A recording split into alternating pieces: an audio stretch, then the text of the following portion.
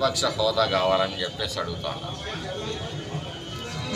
మరి చట్టాలని తుంగలో తొక్కటం, రాజ్యాంగ విలువలు తెలియని వ్యక్తులు అనేకం మాట్లాడుతూ ఉంటారు. ఇది ప్రజలు ఇచ్చిన తీర్పు. నువ్వు ప్రతిపక్ష నాయకుడిగా కూడా పనికిరావు అని చెప్పేసి ప్రజలు ఇచ్చిన తీర్పు. అయితే మాకు కూడా ప్రతిపక్షం లేనందువలన ప్రతిపక్ష పాత్ర కూడా మేమే పోషించాల్సిన బాధ్యత మా మీద ఏర్పడింది.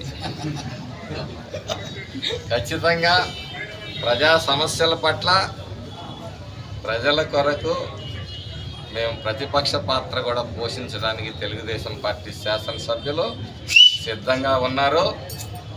తెలుగుదేశం పార్టీ ప్రజల పక్షాన నిలబడుతుంది.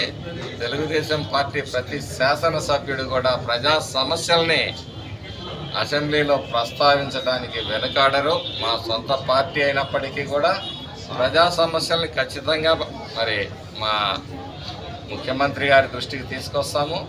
ఎక్కడైనా నిబంధనలకు విరుద్ధంగా జరుగుతున్నా వాటిని కూడా మేమే బయట పెడతాము. ఏం చేయాలి, ఒక సుపరిపాలన అందించాలన్న మా నాయకుడి లక్ష్యానికి మేమందరం కూడా మరి బాసటగా నిలుస్తాము. అంతేకాదు ఒక స్వేచ్ఛాయుత వాతావరణం, ఒక శాంతియుత వాతావరణం ఈ పల్నాడు ప్రాంతంలో ఉండాలని మేము 2 రోజుల క్రితం చంద్రబాబు నాయుడు గారిని కలిసినప్పుడు కూడా వారు చెప్పింది. అయితే ఇదే సందర్భంలో వైసీపీ గూండాలకు కూడా చెప్తా ఉన్నాను, శాంతంగా ఉన్నారు, సంయమనంగా ఉన్నారు అని చెప్పేసి వెనకటి మీ కుక్కతోక వంకరన్నట్టు మీ బుద్ధులు మార్చుకోకపోతే గుణపాఠం చెప్తాము, అది చట్టపరంగా అని చెప్పి కూడా సందర్భంగా తెలియజేస్తా ఉన్నాను.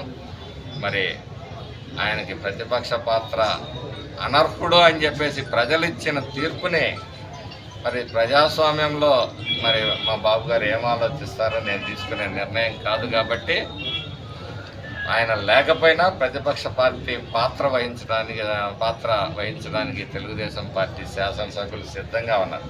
ప్రతిపక్షం For more videos like this, subscribe Big TV channel.